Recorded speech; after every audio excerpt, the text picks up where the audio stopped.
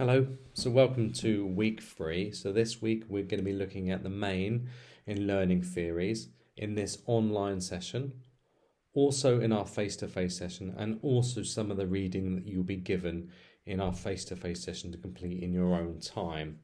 So learning theories, firstly, you might have heard of this term before, and there are lots of different learning theories, and this can be confusing because they can overlap. Now, if we just think about how we learn, is we don't all learn in the same way. There are many different learning theories. For example, there is cognitive learning theories, there are behaviorist learning theories, there are constructivist theories, there's humanism, there's connectivism, there's transformative learning theories, and there's experiential. So there's many different terms. Now, today's session, I hope, will start to give you an understanding of those different theories.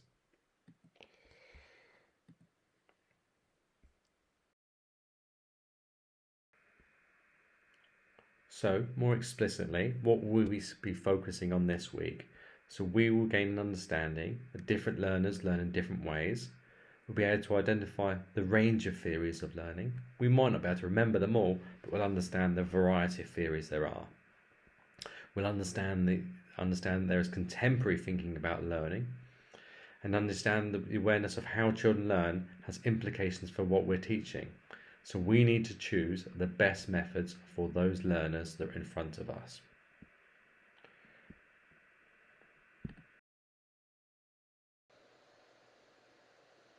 So I think it's important to go back a stage and look at actually what is a theory.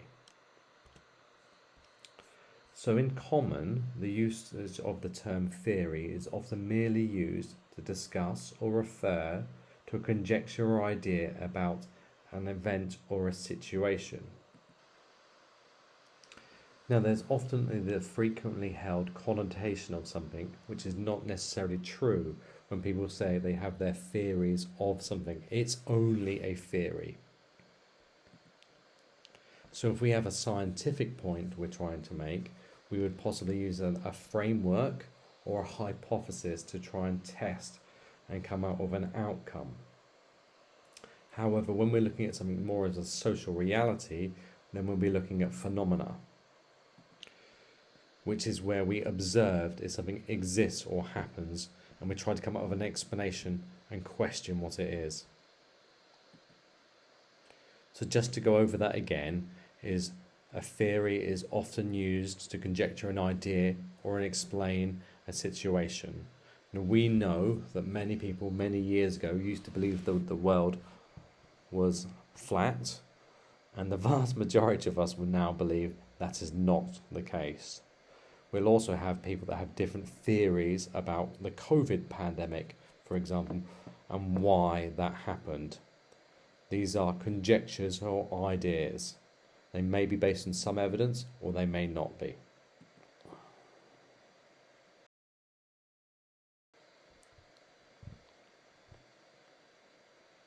So when we look at that a little bit more and in depth, a theory is, however, much more than an idea. A theory can be disproved. So for example, when we go back to the world being flat, that has been disproved. Okay. However, many theories do stand the test of time. And some of the theories that you will undertake an understanding of during your studies at university will be very old. That is not necessarily a negative thing. Okay.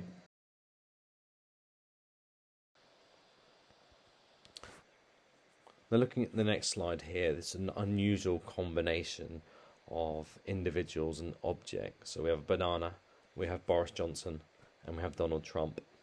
So Boris Johnson and Donald Trump have different versions of truths that you may or may not agree with, and have also faced criticism of their versions of the truth.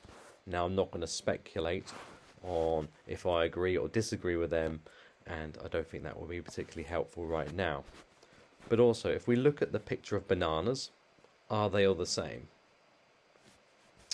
Arguably, they are all the same, but a banana is a banana. But if we peel open a banana, the taste and the condition of that banana completely different. And I think it's really important to just use this maybe as some sort of analogy, is to think about, every individual is different, okay, and what we give them as educators, we need to use different approaches.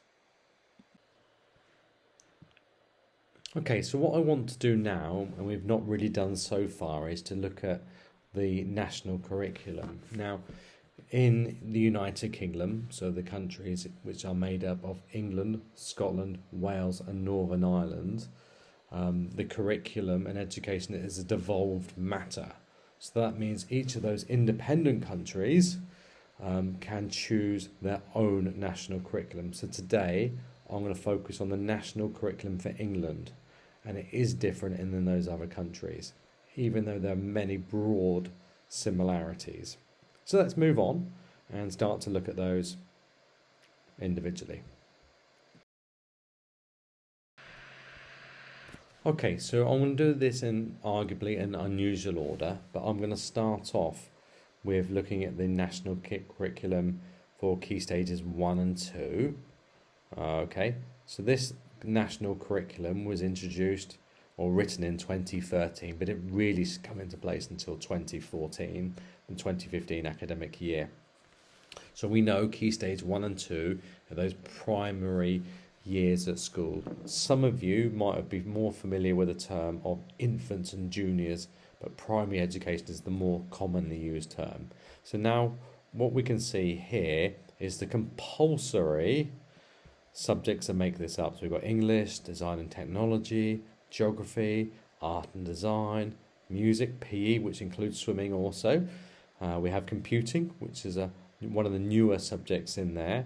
We have maths, science, history, and relationships and health education as well. So those are the subjects that make up the national curriculums for schools in the primary phase.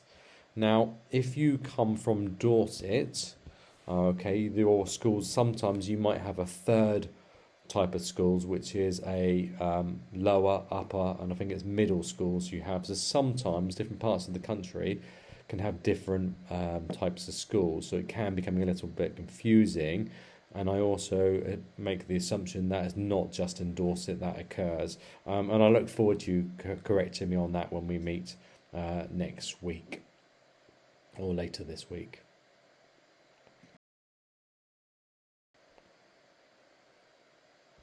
Okay, so now I'm jumping back a phase, and I want to look at the early years foundation stage. Okay, so I'm trying to highlight that up here. This is the newer of the national curriculums, and came into power under Tony Blair's Labour government, and this was updated in 2017 for teaching just after that. And you will be able to find these PowerPoints on the Soul page, where you'll actually click on the links and look at those individual national curriculums if you wish. So I know some of you have a keen interest in this area, and if we look at the national curriculum, it's broken down into 4 specific areas. So we've got literacy, mathematics, understanding the world, and expressive arts and design. Okay, but then we also have the prime areas of communication and language, the physical development milestones, and also the personal, social, and emotional development. So that would make up things like controlling one's emotions, how we interact with others as well. So this new curriculum was designed to kind of be the foundation, obvious word there, before we start school, Key Stages 1 and 2. Now the early years foundation stage is usually from the age of 2 to 5, with the first 2 years being possibly in a preschool. Okay, and then the first year of the schooling, reception year, will also make this up, where we'll do the EYFS curriculum. So it's a little bit tricky to get our head around, but let's move on now and look at the national curriculum for secondary.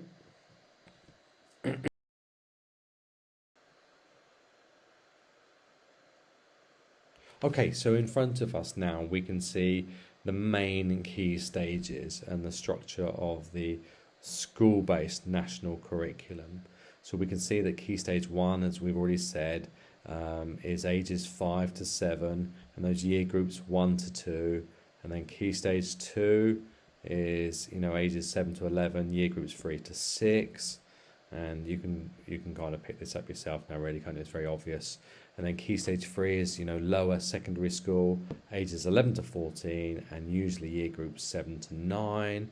And Key Stage 4 is usually those GCSE years. However, some students or pupils start their GCSEs in year 9 now, which is ages 14 to 16 and year groups 10 to 11. Okay, so to highlight that a bit more explicitly, is we can see the subjects that we would do in secondary school. So every pupil in every key stage will do English, maths and science. They are our core subjects, where we'll have assessments in our SATs exams and also in our GCSEs.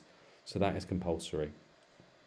Then if we look at the foundation subjects, where we've got art and design, citizenship, computing, design and technology, languages, geography, history, music and PE. And if we look at some of those subjects, for example, design, technology, languages, geography and history, they're optional as a GCSE subject in that Key Stage 4, where we still have to do the subjects of citizenship, computing and PE.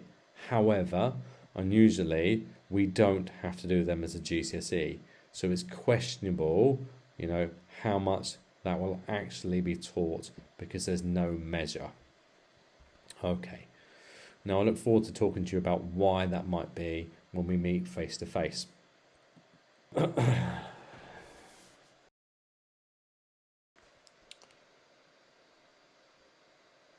So now I just wanted to point out a couple of unusual parts about the national curriculum. So when we focus on religious education, okay, schools have to teach religious education in Key Stage 1, 2, 3 and 4, even though we won't have the measure of a GCSE or a SATs exam, an attainment test to see how the pupils are getting on. But parents can withdraw their children from all or parts of the lesson on this, which could lead to arguably not all pupils receiving a balanced religious education.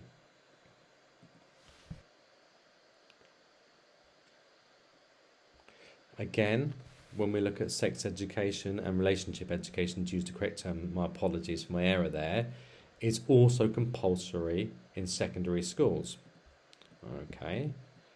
However, parents can withdraw their child from parts or all of this, which can lead to, in fact, I think it's probably wise not to speculate about that. Okay, let's move on.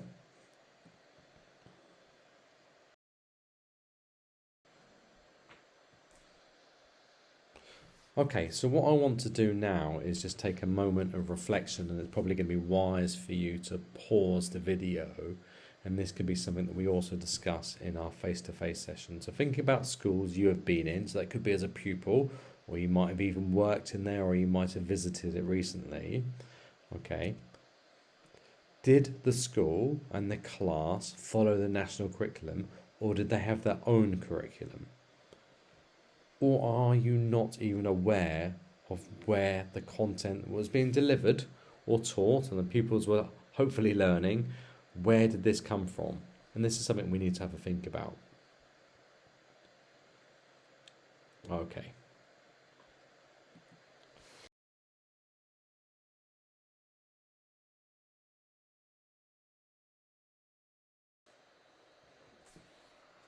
Okay, so to specifically look at a definition or a couple of definitions of what learning is, so learning is much deeper than just remembering or memorization or just recalling information. It should be deep and long lasting, which involves understanding, so we know how to use this information and are able to make connections in knowledge, have independent and critical thinking. So a definition that I've got here is a process that leads to change, which occurs as a result of experience and increases the potential for improved performance and future learning. And what I've got there is just included my reference. This is a fairly recent one in 2010, and Ambrose and others, and that's on page 3. Okay. You might be impressed. I've learned how to switch my camera off for this slide. So to take this further, the change in the learner may happen at the level of knowledge, attitude or behaviour. As a result of this learning, learners come to see concept, ideas or the world differently.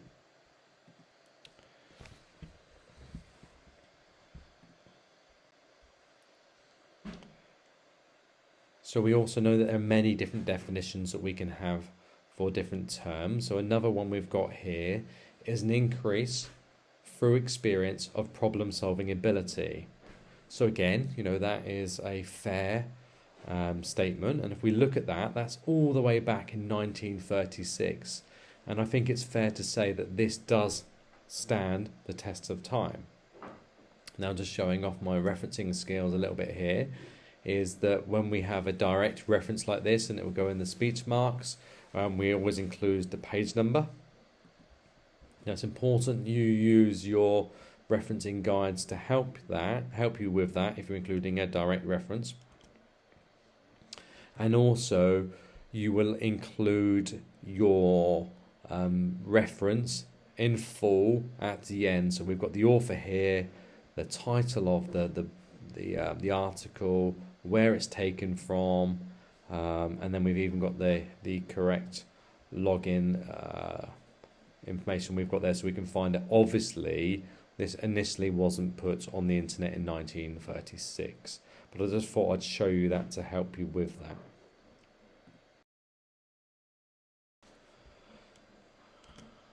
Okay, so what I want to do now is, and I appreciate you have seen this slide before, is just to recap as we start to come to a close some of the concepts that we've come across. So ideology is a set of beliefs and principles that guide and shape the educational system.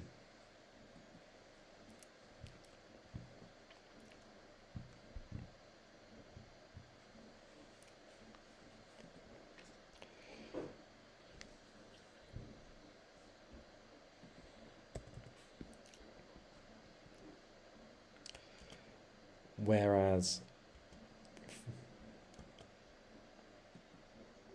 excuse my delay there, philosophy deals with fundamental questions about the nature of education, knowledge and learning.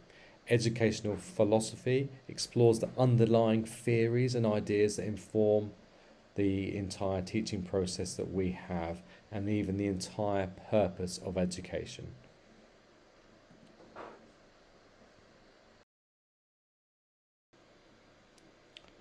Okay, so I just wanted to remind you of some of the basic philosophies of education that we looked at last week. So perennialism, which is the focus that one should teach things that one deems to be everlasting importance to all people everywhere. So we can see, that phrase, all people everywhere, will have its roots in idealism and realism. So it's very much of the classical beliefs. And I imagine that the majority of us would move away from that belief. Okay, so the next one was essentialism, an educational philosophy that suggests a critical core knowledge and skills that exist and all people should possess. Again, roots could arguably be in idealism and realism. And some of these terms, critical core knowledge and skills, you could link that very clearly to the national curriculum that we currently have in place. So behaviourism. Okay, so behaviourism is a theory of animal and human learning that only focuses on objectively observable behaviours. So behaviour theorists define learning as nothing more than the acquisition of a new behaviour. Okay, so used by teachers when they reward or reinforce or punish behaviours. So we know that behaviourism philosophies may still be used in education now. Now, if we move on to progressivism, it's an educational philosophy that emphasises curricula that focus on real-world problems and individual development. So this is very much based in in pragmatism and constructivism, and it's from the work of John Dewey. We're nearly there. So existentialism is a viewpoint in which the school curricula instruction should encourage deep personal reflection on one's identity, commitment, and choices. Okay, so focusing on those individual beliefs and people defining themselves. And, we're starting to see this in education more and more. So our final one that we're looking at is postmodernism. So this educational philosophy contends that many of the institutions in our society, including schools, use power, maybe intentionally or unintentionally, to marginalise individuals. So people lack power. So this could be linked to existentialism. And this links very much to a critical theory, which we will come back and cover at another stage. So I've been talking for over 20 minutes now, so arguably a little bit longer than I would like to. But I just want to talk about what we'll be covering in our face-to-face session. So we're looking again at what learning is and how we understand. So we know that learning is a natural process, yet understanding how we learn is not so straightforward. And then we're going to be spending some time looking at these different theories of learning, which is behaviorism, cognitive constructivism, social constructivism, social cultural constructivism, and science of learning. Okay, so I'm going to finish there now, and I look forward to seeing you all for our face-to-face subject session.